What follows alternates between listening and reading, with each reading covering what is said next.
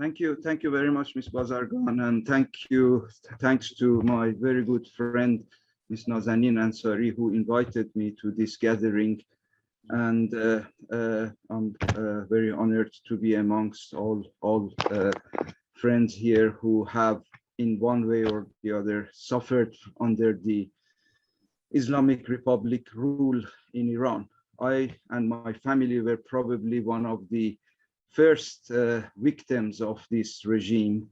My father, Dr. Muhammad Baghaei Yazdi, was a member of parliament in the last parliament of the Pahlavi regime, and he was arrested in sort of early March of 1979, and unfortunately was executed on 8th of May in 1979.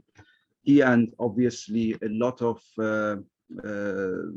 politicians and a lot of army officers, the imperial army officers, and a lot of people, and believe it or not, within the matter of 3 days, 4 doctors from Iranian parliament were executed. My father, Dr. Javad Saeed, the Speaker of the Parliament, Dr. Ameli Tehrani, who was a prominent doctor, anesthetist actually, university professor, as well as being a minister in the cabinet. And the last one was Dr. Akbar Bahaduri, who was executed after 2 days after my father. So I don't think you can find probably another example of any regime, anyone in the world that execute doctors in that space of time.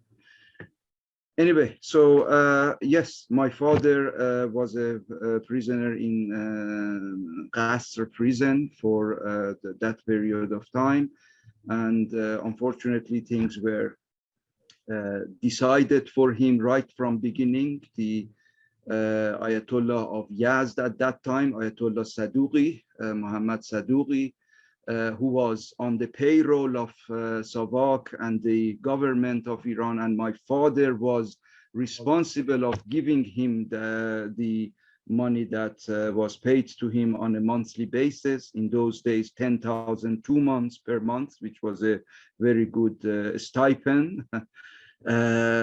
He told Khalkhali, the famous killer, that please finish Dr. Baghaei because he knows too much about us and these sort of things. And that was decided way before that, and we didn't know any of this. Although Sadouri was giving us the assurances that don't worry, I have given my words and Dr. Baghaei will be freed with no problem. And this is what happened. So, but obviously,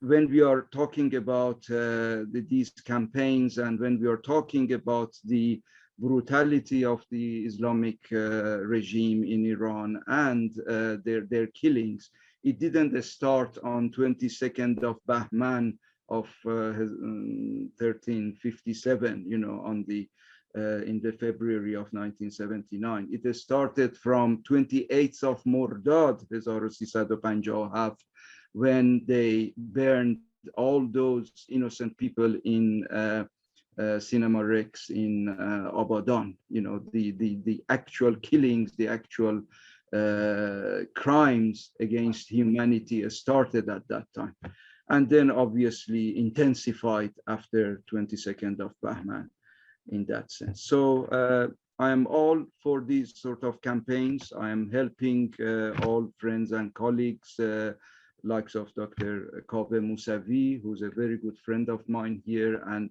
I am of the opinion that we have to form something like what the Jewish people did after the Second World War, like the many campaigns that they had, and they went after the criminals, after the Nazis, and even if you saw a few weeks ago, they put a 97-year-old secretary at one of the camps, the Nazi camps, on trial in Germany.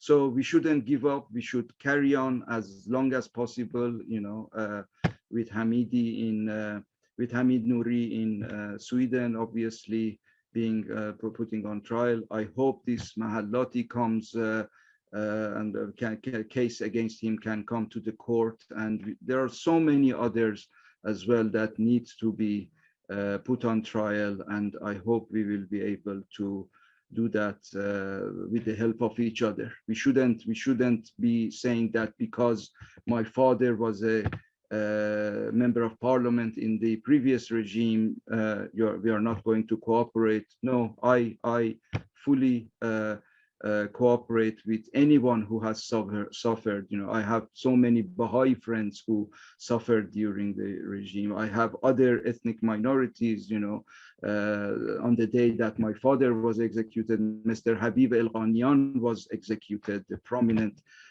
Jewish merchant and Jewish businessman in Iran. So we are all for it, and I hope these campaigns are fruitful and we can get these criminals and bring them to justice. Thank you very much, and thanks for giving me this time to speak.